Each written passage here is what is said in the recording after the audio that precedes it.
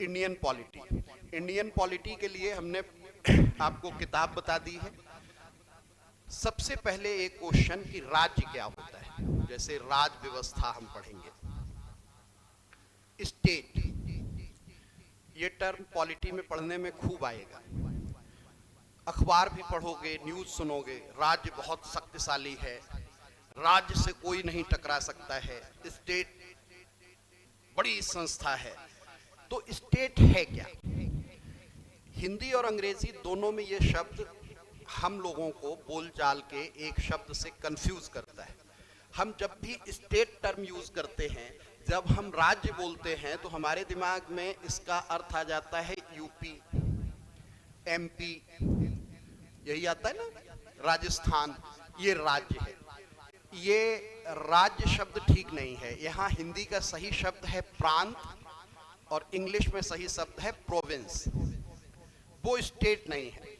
Polity की भाषा में, बोलचाल की भाषा में तो राज्य ठीक है, उत्तर प्रदेश राज्य का निवासी हूँ, ठीक है, कोई दिक्कत नहीं। लेकिन पॉलिटी के नजरिए से जब हम देखेंगे तो यहाँ इसको हमें सही से समझना होगा। इसका अर्थ बिल्कुल भी उसमें नहीं है जो हम बोलचाल में समझते हैं।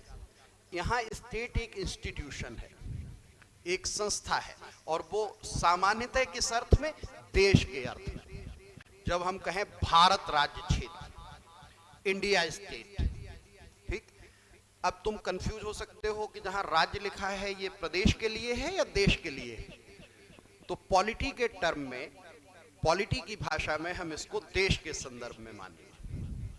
ये इंडिया को रिप्रेजेंट कर रहा है स्टेट, अमेरिकी राज्य, अमेरिकन स्टेट, ठीक है। लेकिन ये कैसे है, कोई राज्य है या नहीं? अभी आईएएस में 2 साल पहले प्रीलिम्स में क्वेश्चन आया था, डेफिनेशन ऑफ स्टेट। आपके क्लास 8th की जो एनसीईआरटी है पॉलिटी की, उसमें एक ब्रैकेट बना के पूरा स्टेट की डेफिनेशन दी गई है और वहीं से वो क्वेश्चन बनाया था यूपीएससी ने। लेकिन जब हम पॉलिटी पढ़ने जा रहे हैं तो हम सबसे पहले ये समझ लें कि स्टेट क्या होता है। तो स्टेट को समझने के लिए हम तुम्हें थोड़ा सा अलग तरीके से समझाएंगे कि स्टेट क्या है। कि स्टेट के 4 आवश्यक तत्व होते हैं, 4 इंपॉर्टेंट एलिमेंट, कंपोनेंट, 4 तत्व। कौन कौन से 4 तत्व होते हैं तभी कोई राज्य होगा, तो वो तुम्हारे सामने लिखे हुए हैं। पहला है डेफिनिट टेरिटरी, लिखना शुरू कर दीजिए। राज्य किसे कहते हैं? What is state? तो स्टेट को हम कैसे डिफाइन करेंगे? इसके 4 एलिमेंट अगर जो हमें पता है, 4 तत्व। पहला क्या है? डेफिनिट टेरिटरी, निश्चित भूभाग। अगर जो कोई राज्य है तो उसके लिए तय होगा कि उसकी सीमा क्या है। ये परिभाषा जब बनाई गई तब उस समय और समय था, आज तो दुनिया में 1-1 इंच जमीन तय हो चुकी है, क्योंकि इतनी पॉपुलेशन हो गई है, रिसोर्सेज वही हैं, तो अब बहुत लड़ाई है। कैसे तय होती है टेरिटरी? एक किताब का यहीं पे जिक्र कर दे रहा हूं जो सबको पढ़नी है। वो किताब का नाम है India, India year book, India reference book, Hindi में भारत के नाम से आती है। ये खरीदनी है और पढ़नी है सबको। क्लास में भी इसको मैं 1-2 बार पढ़ाऊंगा। एनसीईआरटी के बैच में तो मैं पढ़ाता हूँ, उसके चैप्टर्स दिखाता हूँ, बच्चों को बताता हूँ। इतनी मोटी सी किताब है, लेकिन अगर जो यूपीएससी देना है तो एक बार पढ़नी पड़ेगी। लगभग 40 प्रश्न उसी किताब से मिल जाते हैं 100 में से, इसलिए उसका महत्व तो आप समझ सकते हैं कितना है। आप भारत के ब्यूरोक्रेट बनने जा रहे हैं, सिविल सेवक बनने जा रहे हैं, तो आप भारत के बारे में तो जानें। और भारत सरकार उसको पब्लिश करती है, वो किसी की निजी किताब नहीं है। इंडिया रेफरेंस बुक कहां से पब्लिश होती? पब्लिकेशन डिवीजन, जो भारत सरकार का पब्लिकेशन डिवीजन है वहां से। गवर्नमेंट ऑफ इंडिया की बुक है, हिंदी अंग्रेजी दोनों में सेम टू सेम है। उसका जो पहला चैप्टर है वो भारत का परिचय के लिए है। उसके पहले ही पैरा में बताया गया कि कितने अक्षांश से कितने अक्षांश तक और कितने देशांतर से कितने देशांतर तक। जो हमारा ज्योग्राफी जब हम पढ़ेंगे तो सर हमें पढ़ाएंगे क्या, किस लैटिट्यूड से किस लैटिट्यूड तक। हमारे जो धरती है वो गोल है, ग्लोब देखा होगा ना, ऐसे सुन रहे हो जैसे देखा ही नहीं है, पता नहीं क्या बता रहे। ये तो पता होगा, देखा होगा, उस पर कुछ खड़ी लाइनें खींची गई हैं, कुछ ऐसी लाइनें खींची गई है। उन्हीं लाइनों से हम तय कर लेते हैं कि हमारा भूभाग कहां से कहां तक है। क्लियर हो गया? ये कोई पूछे तो बता सकते हो क्या भारत का निश्चित भूभाग है? जिसका भूभाग निश्चित नहीं वो राज्य नहीं होगा। दूसरा कहा पॉपुलेशन, वहां पर जो लोग रहते हैं उनके बारे में हमें जानकारी हो, उनकी गणना की गई हो, जिसे हम जनसंख्या कहते हैं। जनसंख्या में संख्या महत्वपूर्ण है। संख्या से क्या होता है कि हमें ये पता होता है कि हमने इनके बारे में पता किया। अभी सेंसस हो नहीं पाया, गवर्नमेंट डिले है उस पे, कोविड की आपदा और तमाम कारण, नहीं तो 2021 में सेंसस होना चाहिए था। हर 10 साल पे होता है, 2011 में हुआ था। इस बार मोदी जी थोड़ा व्यस्त हैं तो अभी नहीं हो पाया है, लेकिन जब फ्री होंगे तो कराएंगे। अभी चुनाव में भी एक मुद्दा था, एक राष्ट्रीय पार्टी मुद्दा उठाई थी जाति जनगणना का, कि जनगणना जब करवाओ तो जाति भी पता करो, और जिसकी जितनी हिस्सेदारी उसकी उतनी भागीदारी करो। जो पॉपुलेशन, कुछ ही लोग क्यों सारे संसाधनों पे कब्जा किए रहे। तो इस तरह के ऐसे मामले आते रहते हैं, आप जानते हो। जब हम पॉपुलेशन कहते हैं तो उसका अर्थ होता है जनसंख्या, जो लोग वहां रह रहे हैं उनके बारे में हमारे पास जानकारी होनी चाहिए। तीसरा सरकार, वहां पर जो लोग रह रहे हैं उनकी एक अपनी सरकार होनी चाहिए, वहां पे कोई गवर्नमेंट होनी चाहिए जो वहां की व्यवस्था को चलाती हो। ठीक। फिर चौथा टर्म है वहां के लिए जरूरी कि सॉवरेनिटी, संप्रभुता। संप्रभुता, जो सरकार है वहां की वो संप्रभु हो तो फिर उस राज्य को संप्रभु राज्य कहा जाएगा, सॉवरेन स्टेट। सॉवरेन स्टेट का क्या मतलब है? Full freedom of decision making. ठीक, अपने निर्णय लेने की पूर्ण स्वतंत्रता, कोई बाहरी शक्ति उसे कोई भी निर्णय लेने के लिए बाध्य नहीं कर सकती। आंतरिक और बाह्य निर्णय लेने की पूर्ण स्वतंत्रता, full freedom of internal and external decision making. अब यहां पे ऐसे ही हम तुमसे पूछते हैं, संप्रभुता समझ में आ गई? ये आगे हम अभी जब प्रियम्बल पे बात करेंगे तब फिर वहां आएगा ये टर्म, तब समझाएंगे, लेकिन यही समझा दे रहा। किताब में भी लक्ष्मीकांत में तुम पढ़ोगे सॉवरेनिटी के बारे में, कि देसी भाषा में अर्थ समझा दिया हमने कि अपने निर्णय लेने की पूर्ण स्वतंत्रता। हमारा देश क्या करेगा, हम किससे दोस्ती रखें किससे दुश्मनी रखें, ये हमारा निर्णय।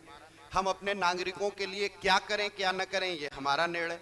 जैसे कोई कभी भारत में मामला होगा, अगर जो अमेरिका ने बोला तो हम कहेंगे कि ना, इसमें अमेरिका दखलंदाजी न करे, ये हमारा आंतरिक मामला है, ये हमारा इंटरनल मैटर है।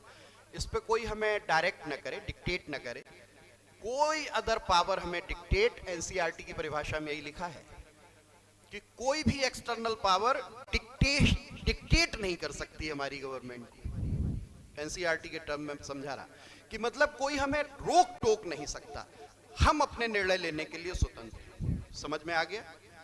संप्रभुता समझ में आ गई? अब ऐसे ही एक क्वेश्चन पूछ रहा हूं कि भारत यूएनओ का मेंबर है,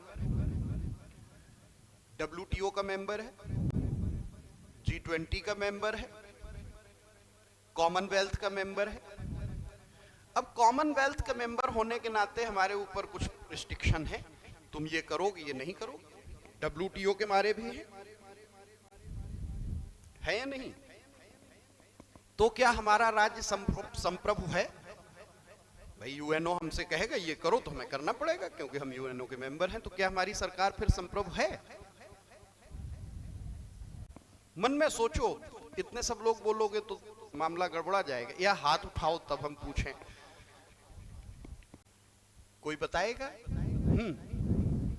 है। इनका कहना है कि तब भी संप्रभु है, और इनका सही उत्तर है। अब तुमसे कभी इंटरव्यू में कहीं पूछा जाए या कोई पूछे कि जब तुम उनकी बंदिश मानते हो, उनके डिक्टेशन को मानते हो, उन्होंने जो कहा वो करते हो, तब कैसे संप्रभु हो?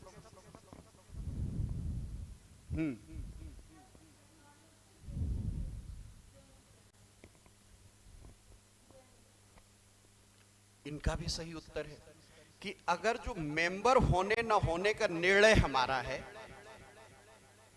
मेंबर होने न होने का निर्णय हमारा है, तो हम उनका नियम मानते हुए भी संप्रभु ही रहेंगे।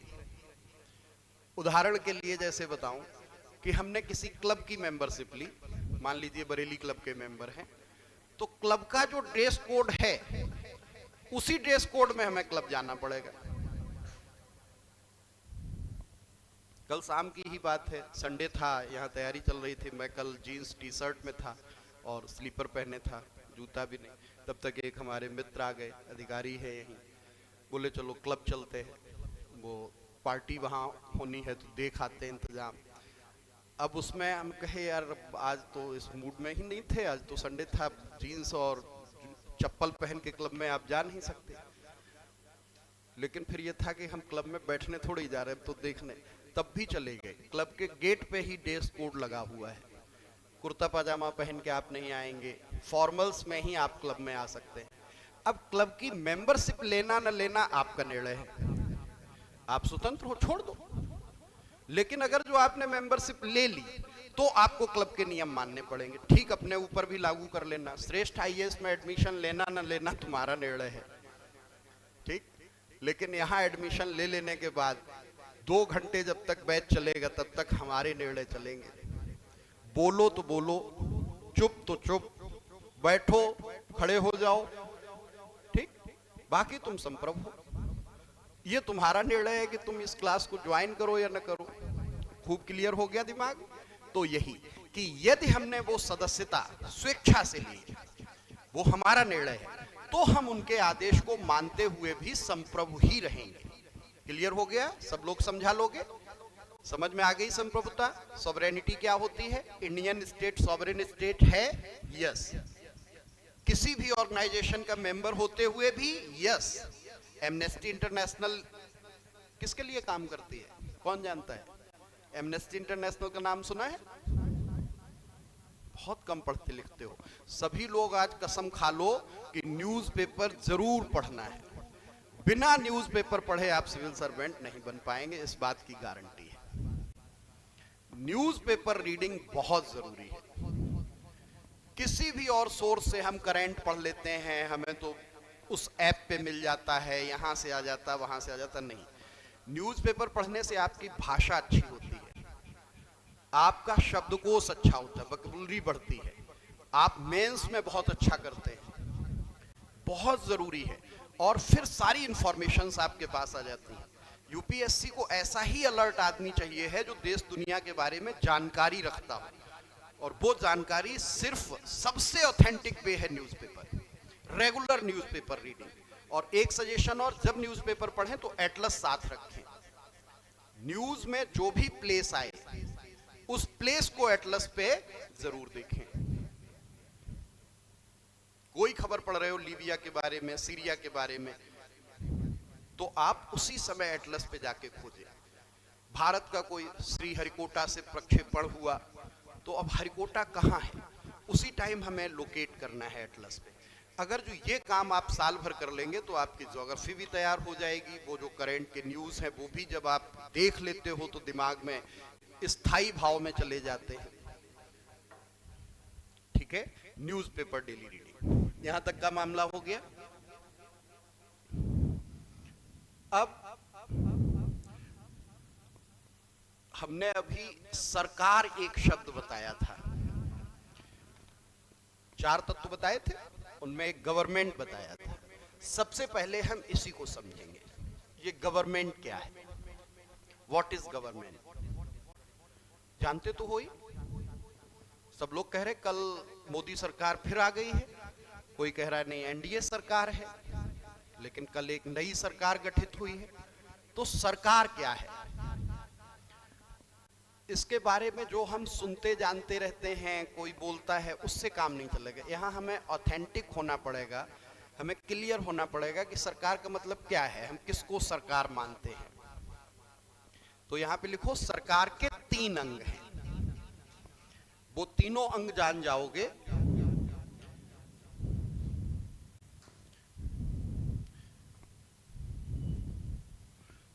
सरकार के 3 अंग हैं। There are 3 parts of government. पहले तीनों लिख लो। सरकार के 3 अंग हैं। नंबर 1 विधायिका, लेजिस्लेचर। विधायिका, लेजिस्लेचर। सरकार के 3 अंग हैं। कौन कौन से? नंबर 1 विधायिका, लेजिस्लेचर।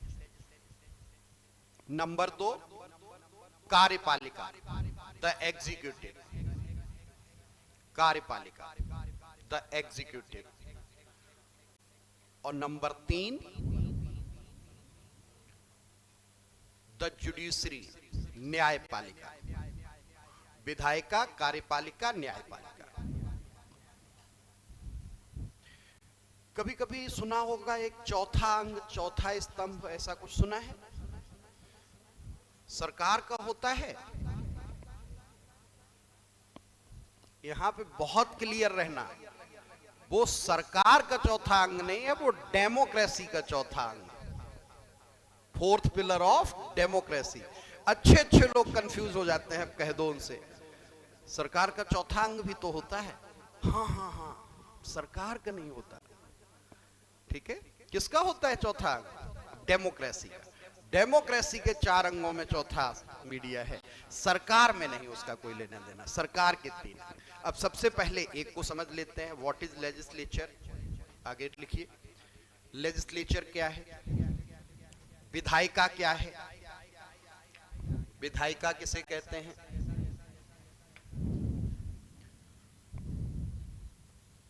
विधायिका का क्या अर्थ है, विधायिका क्या काम करती है। भारत में इसको संसद के नाम से जानते हैं। ठीक, इसीलिए यहां पे हमने लिख दिया है लेजिस्लेचर और पार्लियामेंट। इंडिया में जो विधायिका है वो किस नाम से जानी जाती है? संसद के नाम से जानी जाती है। अमेरिका की जो विधायिका है वो किस नाम से जानी जाती है? कोई बता दे तो बड़ा अच्छा लगेगा। हाथ उठा के बोला करो, पता लगे किसने बोला। कांग्रेस। ठीक, हर देश में जो विधायिका है वो अलग नाम से, ब्रिटेन में पार्लियामेंट के नाम से जानी जाती है, हमारे यहाँ लेजिस्लेचर। अब लेजिस्लेचर क्या होता है इसको समझने के लिए, there are 3 parts of legislature और पार्लियामेंट। संसद के 3 अंग होते हैं। संसद के 3 अंग होते हैं। अमित आ जाओ, तुमसे इंट्रोड्यूस भी करा दें। आ जाओ आ जाओ आ जाओ। ये भी हमारे विद्यार्थी हैं, अभी मैं इनका जिक्र कर रहा था। ये हैं मिस्टर अमित गौतम। इस बार इन्होंने असिस्टेंट प्रोविडेंट फंड कमिश्नर का एग्ज़ाम दिया है और उसका इंटरव्यू 5 तारीख को देके आए हैं।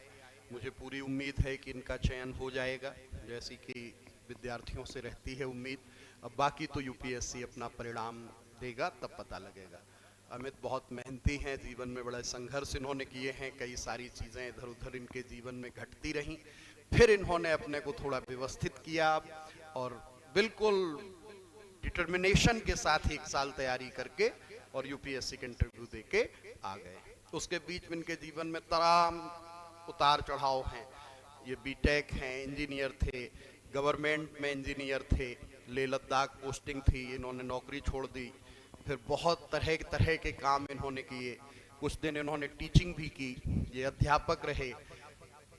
फिर अपना एक स्टार्टअप इन्होंने शुरू किया, फिर सब छोड़ के इन्होंने फिर यूपीएससी की तैयारी शुरू कर दी कि अब मुझे असिस्टेंट प्रोविडेंट फंड कमिश्नर बनना है, और उम्मीद है ये बन जाएंगे।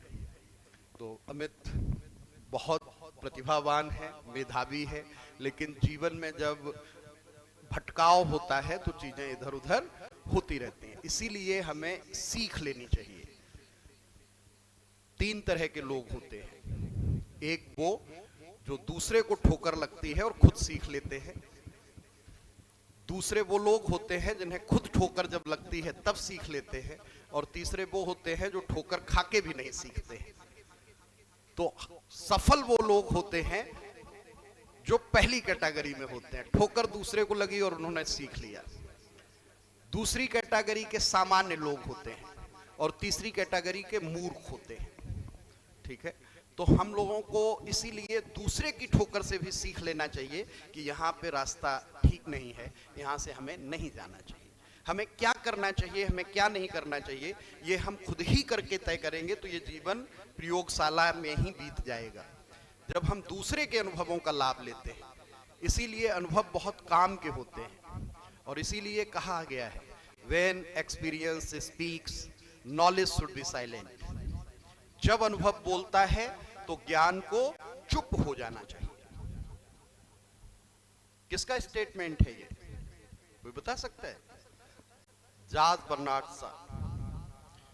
बर्नार्ड शॉ ने कहा, When experience speaks, knowledge should be silent. अनुभव के आगे ज्ञान की कोई वक़्त नहीं, तो सीखना चाहिए।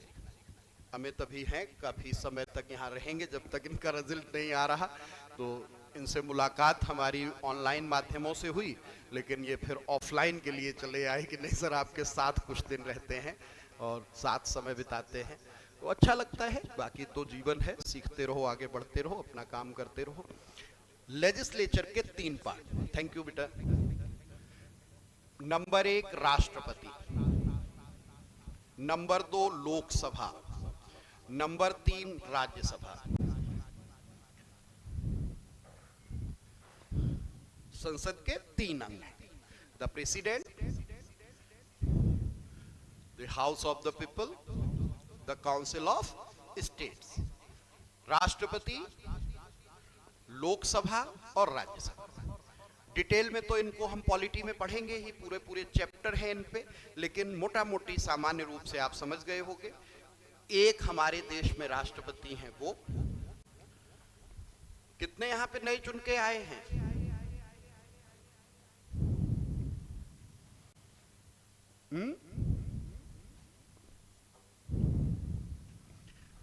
काउंसिल ऑफ स्टेट में कितने हैं?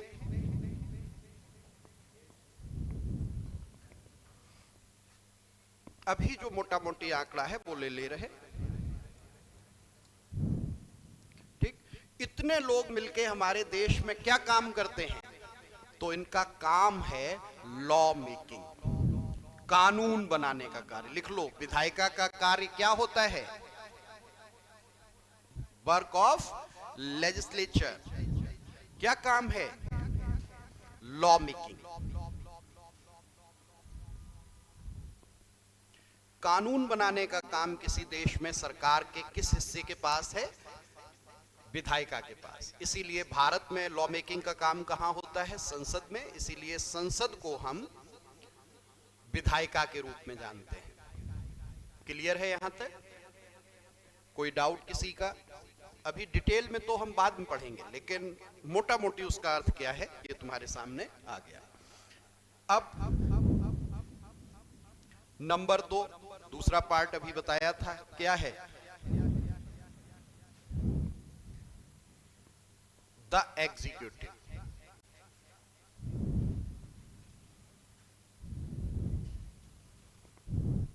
द एग्जीक्यूटिव, कार्यपालिका।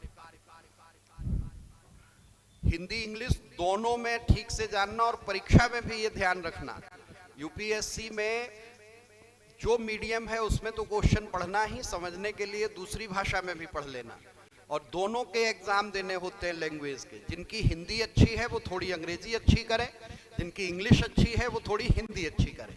और कभी कोई टर्म हमारे बोलने में क्लियर ना हो तो आप हम ही से पूछ लें कि इसको हिंदी में क्या कहते हैं, अंग्रेजी। लेकिन जब आपसे कोई प्रश्न पूछा जाए तब ट्रांसलेशन में नहीं बताया जाता है, तब उसका मतलब बताया जाता है। जैसे अभी मैंने पूछा था ना कि एप्टीट्यूड क्या है, एटीट्यूड क्या है, तो उनके मतलब बताइए वहां, न कि उसका हिंदी ट्रांसलेशन बता दो, हिंदी का इंग्लिश बता दो। जैसे बहुत लोग ऐसे ही बताते हैं, कहे मनुष्य किसे कहते हैं, कहे ह्यूमन, कहे ह्यूमन किससे कहते हैं, व्हाट इज ह्यूमन, कहा मनुष्य। ये नहीं, ये तो ट्रांसलेशन कर रहे हैं आप।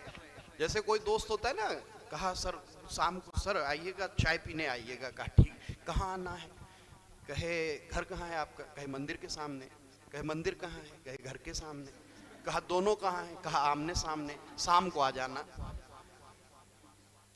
3 बार बता दिया, लेकिन तब भी आप कहीं पहुंचेंगे नहीं।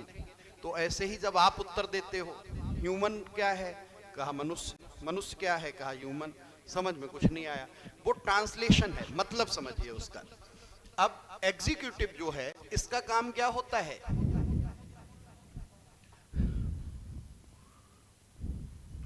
ठीक, वहां विधायिका अभी जहां निकली, वहां लोकसभा के अभी सांसद चुने हैं आपने, 4 तारीख को ही तो रिजल्ट आया, 1 सप्ताह हुआ है आज, ठीक।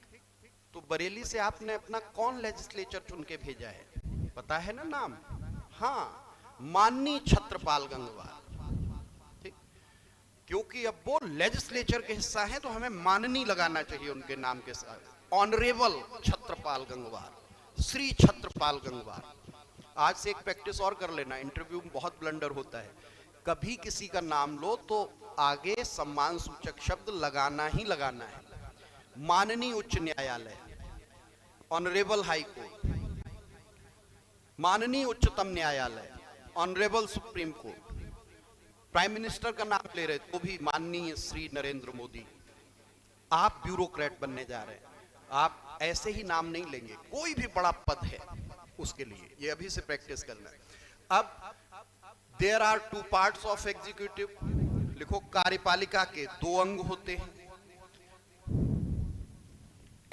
एग्जीक्यूशन ऑफ लॉ को हिंदी में क्या कहेंगे, कानूनों को लागू करना, ठीक। जो कानून विधायिका ने बनाए हैं, वो कानूनों को देश में लागू कराना है, एग्जीक्यूट कराना, इसीलिए वो एग्जीक्यूटिव है।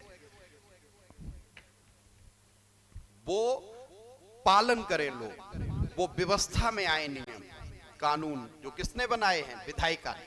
अब इसके क्या पार्ट होते हैं, 2। नंबर 1 राजनैतिक कार्यपालिका, नंबर 1 राजनैतिक कार्यपालिका, नंबर 2 प्रशासनिक कार्यपालिका। 2 तरह की कार्यपालिका है हमारी।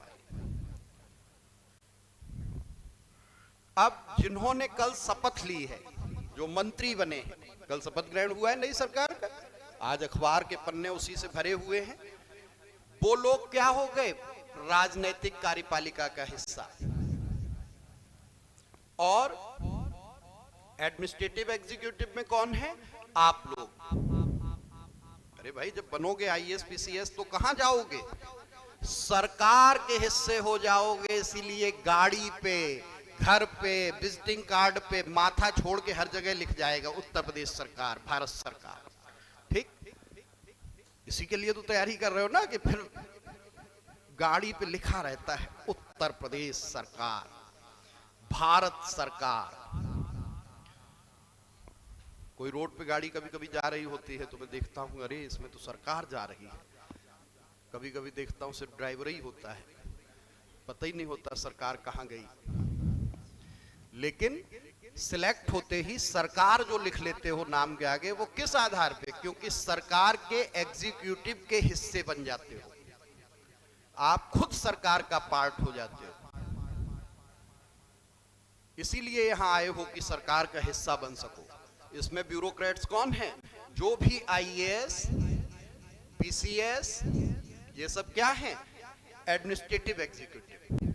अब दोनों, इसीलिए अब यहां पे ये देखोगे, जो ब्यूरोक्रेट्स हैं वो किसके अंडर में काम करते हैं, मिनिस्टर्स के, उनके साथ काम करते हैं। इसीलिए माननीय मंत्री महोदय, ठीक।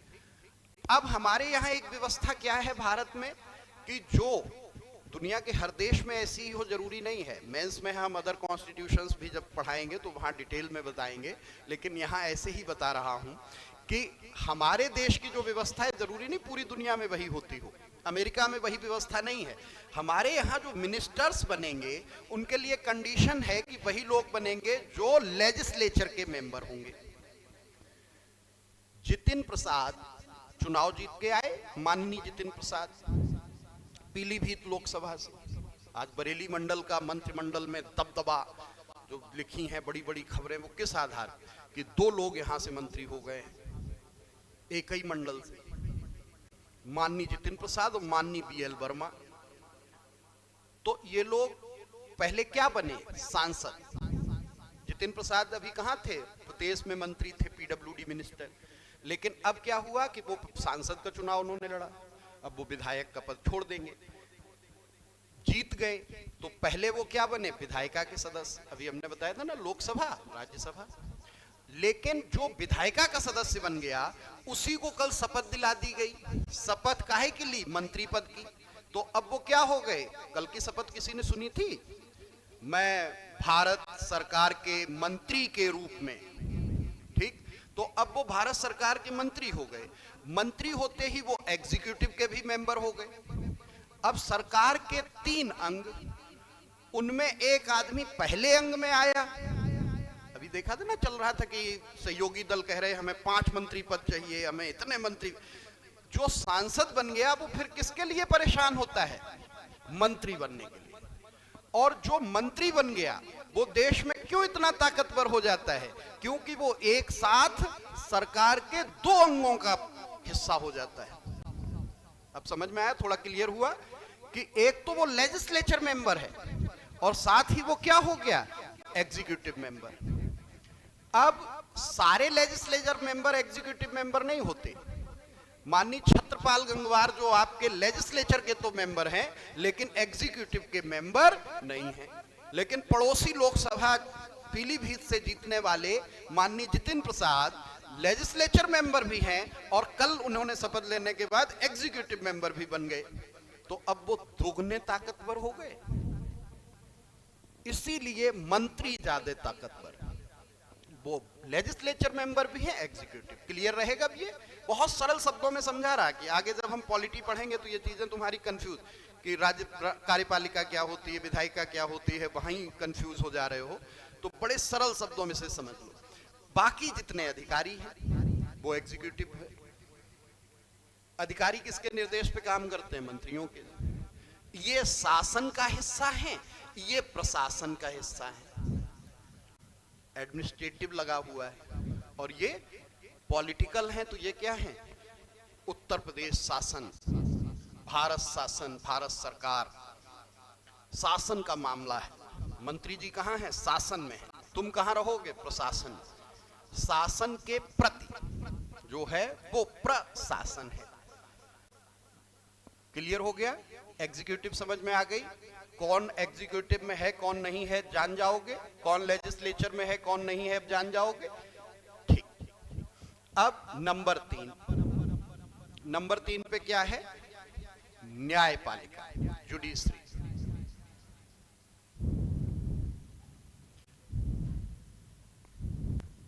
जुडिशरी क्या काम करती है?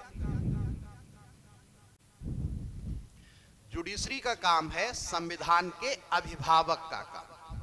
कई बार आया हुआ क्वेश्चन है, गार्जियन ऑफ द कॉन्स्टिट्यूशन कौन है देश में?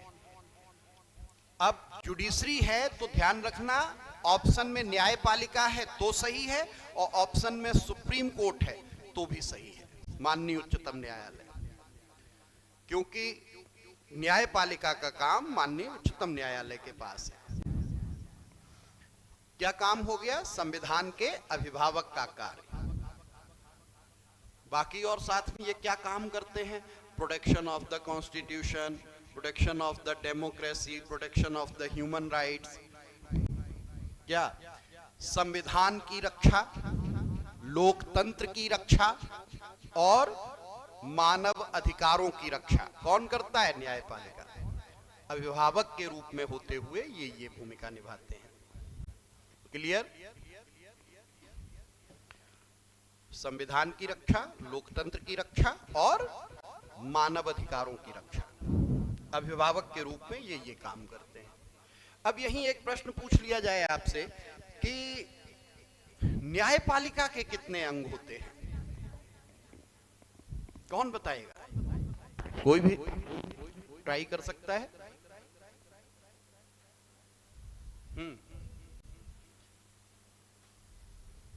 ध्यान रखना, भारत में न्यायपालिका का अंग नहीं है। भारत में न्यायपालिका के अंग नहीं है। एक लाइन लिख लो, याद रखना, भारतीय न्यायपालिका एकीकृत और स्वतंत्र न्यायपालिका है। भारतीय न्यायपालिका एकीकृत और स्वतंत्र न्यायपालिका है।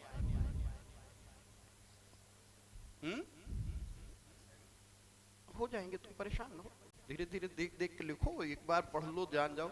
Indian judiciary is an integrated लिखना, इंटीग्रेटेड एंड इंडिपेंडेंट जुडिशरी। एकीकृत का मतलब, अभी जब आगे देखोगे एनसीईआरटी में फिगर बना के समझाया गया, या आगे हम पढ़ेंगे, भारत की जो न्यायपालिका है वो एकीकृत है, जुड़ी हुई है।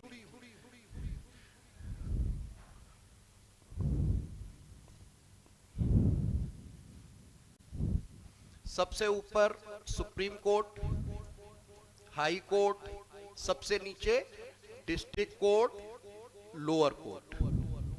एनसीईआरटी में ऐसे ही फिगर बना के समझाया गया है। ये जुड़ी हुई है, ये हिस्सों में बटी हुई नहीं है। हाई कोर्ट की सारी व्यवस्था कौन देखता है? Supreme court. हाई कोर्ट के निर्देश पर क्या चलते हैं? सारे डिस्ट्रिक्ट कोर्ट, लोअर कोर्ट। ये जुड़ा हुआ मामला है, इसके अंग नहीं है, जैसे हमने लेजिस्लेचर में बताया, एग्जीक्यूटिव में बताया। क्लियर? ये समझ में आ गया यहां तक? किसी का कोई डाउट? अब हेडिंग डाल लो कॉन्स्टिट्यूशन, संविधान। जो हमारी पूरी राज्य व्यवस्था है वो किससे चलती है? संविधान से चलती है। संविधान की परिभाषा लिख लो। संविधान, कॉन्स्टिट्यूशन। संविधान की परिभाषा क्या है? संविधान एक लिखित दस्तावेज है। संविधान एक लिखित दस्तावेज है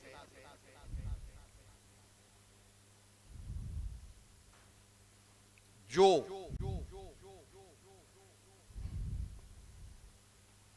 सरकार के अंगों की,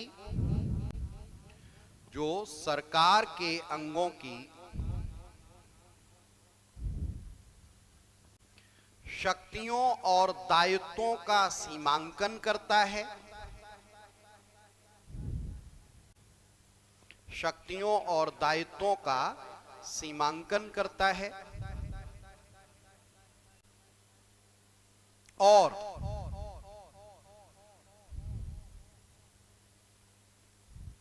व्यक्ति और राज्य के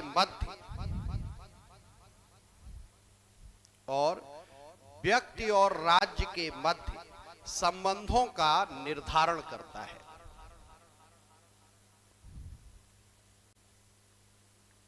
Constitution is a written document which determines the basic structure of political system।